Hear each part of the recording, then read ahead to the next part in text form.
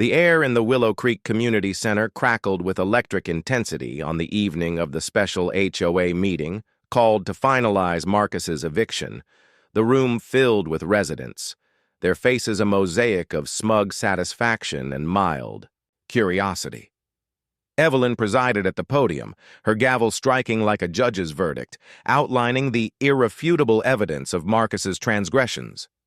The $250,000 fine loomed as the centerpiece, a symbol of their collective triumph over the perceived interloper. As she droned on about covenants and community standards, Marcus entered quietly, taking a seat in the back, his expression unreadable. Whispers rippled. Why was he here? Had he come to beg? The drama peaked when Evelyn called for a vote on the lien enforcement. Hands shot up, a near-unanimous wave of approval. But as the gavel hovered, Marcus rose, his voice steady, though the room fell silent. He approached the front, unfolding a sheaf of papers from his briefcase. The board's confidence wavered slightly, but Evelyn dismissed him with a wave. Undeterred, Marcus began laying out the documents on the table: yellowed deeds, transfer records, corporate filings. The revelation unfolded like a storm breaking. Marcus didn't just own his home. Through a web of acquisitions dating back a decade, he controlled the entire development. The land under their houses, the streets they drove, the clubhouse they met in, all traced back to his holdings. The HOA's authority? A mere lease agreement he had allowed to persist. Gasps echoed as the truth sank in. Evelyn's face drained of color. Harold stammered denials, but the papers were irrefutable. The fines, invalid, as Marcus's ownership superseded their bylaws. The intensity surged as residents realized the implications. Their homes were on borrowed ground, their power illusory. Emotional stakes exploded, outrage turned inward, shame mingling with fear. Marcus stood tall, the weight of injustice lifting, his presence a towering rebuke to their bigotry. The climax crested in that moment of exposure, the room thick with the fallout of revealed hypocrisy as the neighborhood's foundations crumbled under the truth. In the aftermath of the meeting, Willow Creek transformed from a bastion of exclusion to a landscape of reckoning. Marcus, now openly the landlord of the entire community, wasted no time in restructuring. He dissolved the old HOA board, replacing it with a diverse council that included representatives from various backgrounds, ensuring fair enforcement free from bias. The fines against him were voided, and he pursued legal action against the former leaders for harassment and discrimination, securing settlements that funded community improvements, scholarships for local youth, diversity workshops, and upgrades to public spaces. Evelyn and her allies faced eviction notices of their own, their homes repossessed under clauses they had once wielded against others. Some left in disgrace, others stayed, humbled and reformed. Marcus's story rippled beyond the gates, inspiring articles and discussions on racial inequities in housing. He channeled his experience into advocacy, speaking at conferences about hidden ownership as a tool against systemic barriers. The emotional resolution brought catharsis, not vengeance, but justice tempered with grace. Residents who once shunned him now sought his counsel, the neighborhood evolving into a model of inclusivity. Marcus found peace in his home, his garden blooming unchecked, a symbol of resilience. The impact lingered, a powerful reminder that beneath facades of civility, racism festers until confronted. In Willow Creek, the twist of ownership exposed, the fragility of prejudice, proving that true power lies not in exclusion, but in quiet endurance and revelation. What if more stories like this emerged, challenging the status quo? Would society finally uproot the weeds of injustice or continue to let them choke the roots of equality? Reflect on this. In your own community, who holds the unseen deeds to change? In the quiet suburbs of Willow Creek, where manicured lawns stretched like green carpets under the watchful eyes of affluent residents, A storm was brewing beneath the surface of polished perfection. Marcus Thompson, a stoic black entrepreneur, who had risen from humble beginnings, found himself ensnared in a web of escalating hostility. It started subtly. A notice slipped under his door one crisp autumn morning, accusing him of minor infractions on his property. But as the days turned into weeks, the fines piled up like autumn leaves, culminating in a staggering demand for $250,000. The Homeowners Association, led by a cadre of self-important neighbors, claimed his land violated their sacred covenants. Overgrown hedges, unauthorized fencing, even the color of his mailbox deemed too bold. Whispers rippled through the community gatherings, laced with undertones that cut deeper than any rule book. Remarks about fitting in and maintaining standards that carried the unmistakable sting of racial prejudice. Marcus, with his unassuming demeanor and quiet success, became the unintended symbol of everything they feared: change, diversity, ownership that challenged their fragile sense of control.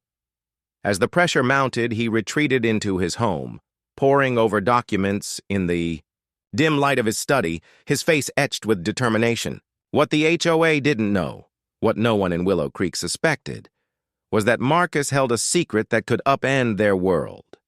A revelation simmered just below the horizon, promising not just vindication, but a seismic shift in power. The air grew thick with anticipation, as if the neighborhood itself held its breath, waiting for the moment when the tables would turn, exposing the rot of injustice hidden in plain sight.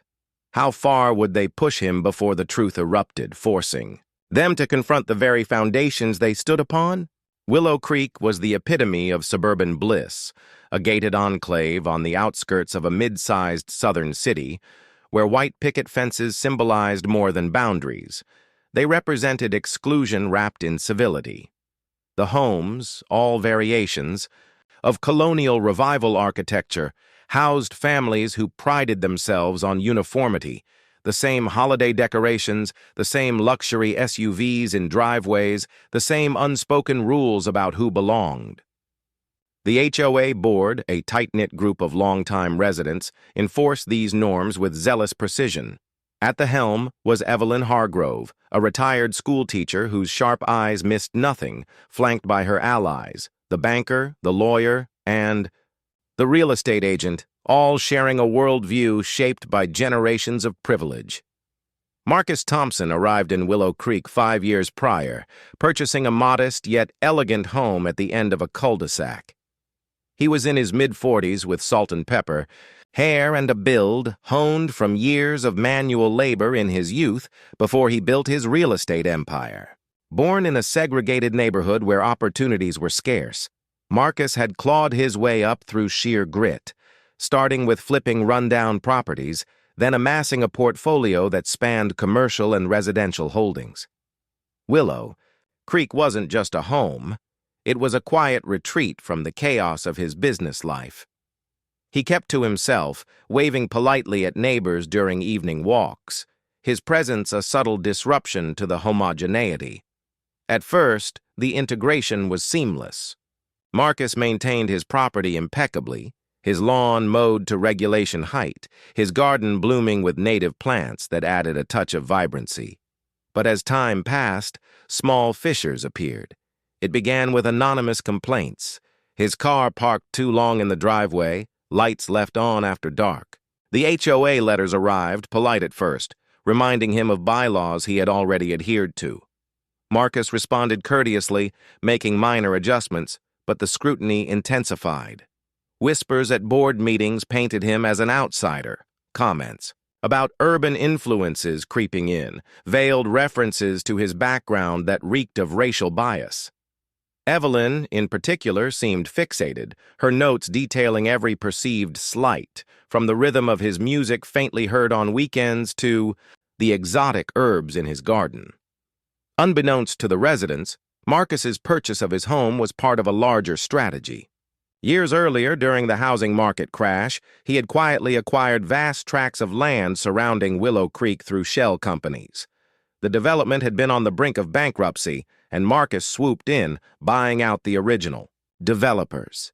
Over time, he consolidated ownership, including the common areas, the clubhouse, even the roads winding through the neighborhood. He never flaunted it. Anonymity was his shield. But as the HOA's harassment escalated, so did his resolve to endure, gathering evidence of their discriminatory patterns. Other minority families had fled similar pressures in the past, but Marcus stayed. His evenings spent reviewing legal documents and financial records, the weight of history pressing on him. He recalled his grandfather's stories of redlining and forced evictions, fueling a quiet fire within.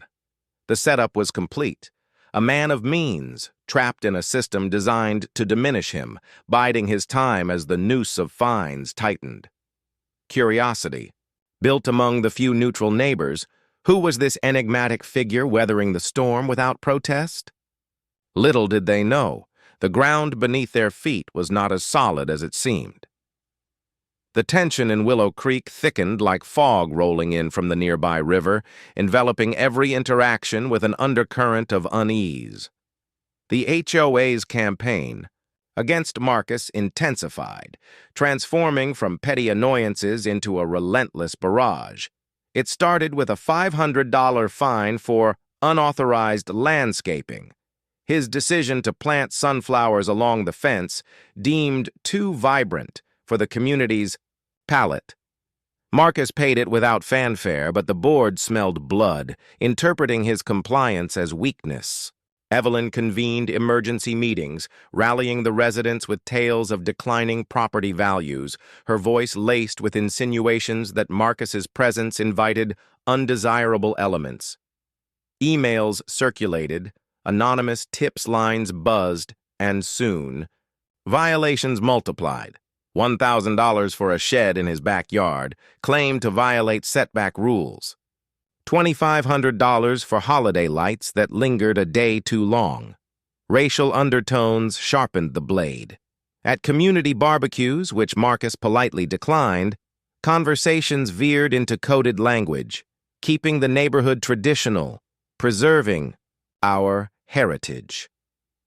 One board member, the lawyer named Harold, openly questioned Marcus's financial stability during a public forum, implying his home might be a fluke purchase. The emotional stakes rose as Marcus felt the isolation deepen. His mornings began with dread, scanning his mailbox for the next envelope. Yet he documented everything. Photos of compliant properties owned by white neighbors that went unpunished. Records of selective enforcement that mirrored patterns of systemic racism he'd studied in his business dealings. The injustice burned, reminding him of barriers he'd shattered in corporate boardrooms only to face them anew in suburbia. As fines accumulated to $50,000, the HOA escalated to liens on his property, threatening foreclosure if unpaid. Neighbors watched from behind curtains as inspectors prowled his land, nitpicking every detail. Marcus's health suffered subtly, sleepless nights, the strain etching lines on his face. But his determination hardened. He hired a discreet attorney to review options, all while maintaining his facade of quiet acquiescence. Curiosity among residents piqued. Some whispered sympathy, others fueled the fire with rumors of his shady business. The board, emboldened, pushed for the ultimate penalty, a $250,000 cumulative fine for ongoing violations, including fabricated claims of environmental hazards from his garden. The notice arrived like a thunderclap, demanding payment within 30 days or eviction. Emotional tension crested as Marcus stood alone in his study, the document in hand, the weight of generations of struggle bearing down. He knew the truth hidden in his vaults, the deeds proving his dominion over Willow Creek. But revealing it too soon would rob the moment of its power. The neighborhood pulsed with anticipation, unaware that the man they targeted held the keys to their unraveling. Injustice, layered upon injustice, building to a boiling point where silence could no longer hold.